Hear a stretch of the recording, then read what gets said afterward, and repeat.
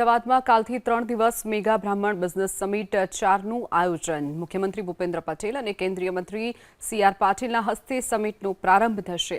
આ સમિટમાં 3 દિવસના કાર્યક્રમોમાં બ્રાહ્મણ યુવાનો, મહિલાઓ અને ઉદ્યોગકારો માટે વિવિધ આયોજનો કરવામાં આવ્યા છે। બ્રાહ્મણ સમાજના યુવાનો જીપીએસસી અને યુપીએસસી માટેની તૈયારીઓમાં જોડાઈ શકે તે માટે સ્પર્ધાત્મક પરીક્ષાઓનું માર્ગદર્શન અપાશે। સાથે જ કાજલ ઓઝા વૈદ્ય અને સંજય રાવલ સહિતના મોટિવેશનલ સ્પીકર સમિટમાં જોડાશે। જ્યારે ધર્મસભાના આયોજનમાં સાધુ સંતો ઉપસ્થિત રહેશે અને બ્રહ્મ સમાજના ઠરાવ પસાર કરવામાં આવશે। તેની સાથે B2B બેઠકો યોજી વિદેશમાં વસતા બ્રાહ્મણ સમાજના અગ્રણીઓને સ્વદેશમાં રોકાણ કરી શકે તે માટે પણ આયોજન કરવામાં આવ્યું છે। श्री समस्त गुजरात ब्रह्म समाज राज्य कक्षा द्वारा सतत 3 बिजनेस समिट की सफलता बाद आ चौथी बिजनेस समिट आज अमदावाद खाते आवतीकालथी शरू थवा जई रही है।